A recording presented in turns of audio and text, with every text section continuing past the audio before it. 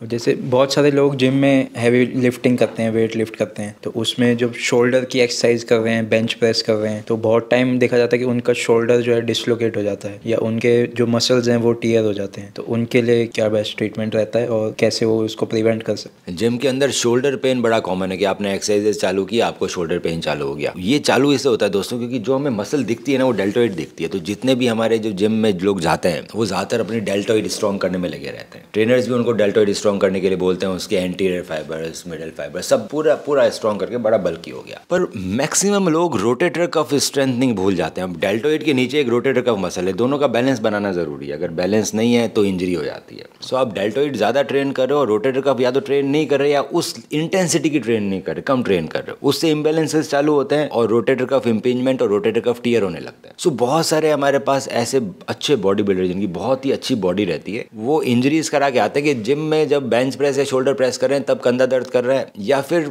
एक दिन कर रहे हैं कंधा दर्द इग्नोर करते रहे, 1-2 साल तक कंधा दर्द हो रहा है, एक दिन उन्होंने हैवी प्रेस मारी और टक से आवाज आई कुछ टूट गया शोल्डर के अंदर। सो वो रोटेटर कफ टूट जाता है। तो बहुत जरूरी है कि आप रोटेटर कफ स्ट्रेंथनिंग करें डेल्टोइड के साथ में। अब रोटेटर कफ स्ट्रेंथनिंग भी बहुत सारी एक्सरसाइज होती है। जैसे आप डेल्टोइड की बहुत सारी एक्सरसाइज करते हो ना, उसी तरह से आपको रोटेटर कफ की भी थेराबैंड से भी करनी है, डंबल से भी करनी है, सेंट्रिक मोड में भी करनी है, इसेंट्रिक मोड में भी करनी है, सभी मोड्स में करनी है। जैसे जैसे आपकी डेल्टोइड स्ट्रॉन्ग बना रहे हो उसी इंटेंसिटी की आपको रोटेटर कफ की भी एक्सरसाइजेस करनी है। अगर आपको पेन हो रहा है तो आप एमआरआई करा के मुझे भेज सकते हो, मैं एमआरआई स्टडी करके बता सकता हूँ आखिर क्या ट्रीटमेंट रहेगा इसका। पर हाँ, इससे बचा जाना आसान है। एक बार चीज टूट गई तो फिर दूरबीन की सर्जरी होती है, उसमें भी काफी एडवांस ट्रीटमेंट्स आ गए हैं हमारे पास। अब हम नॉटलेस सर्जरी करते हैं रोटेटर कफ की, पासा ब्रिज रिपेयर होता है, नॉटलेस स्पीड ब्रिज रिपेयर होता है, double row rotator cuff tape के साथ नॉटलेस। दूसरा, जिनके इंजरीज कम होती है उनको प्लेटलेट रिच प्लाज्मा से भी हम ठीक कर सकते हैं, और छोटी मोटी इंजरी सिर्फ एक्सरसाइजेज से ठीक हो सकती है। तो आप अपनी एमआरआई भेज सकते हैं, आप हमारे सेंटर में आ सकते हैं, इवेल्युएट करेंगे ताकि आपको इस तरह की इंजरीज ना हो। Step 1,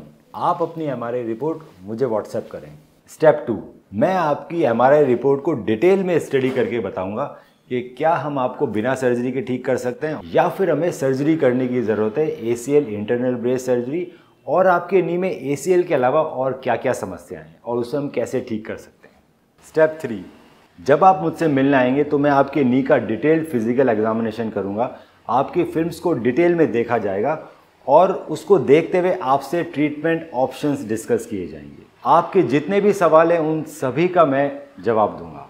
ACL internal brace surgery की रिकवरी आप देख सकते हैं हमारे फेसबुक के एसीएल विनर ग्रुप में, और देख सकते हैं कैसे एथलीट्स 3 महीने के अंदर रनिंग चालू कर रहे हैं एसीएल इंटरनल ब्रेस सर्जरी के बाद।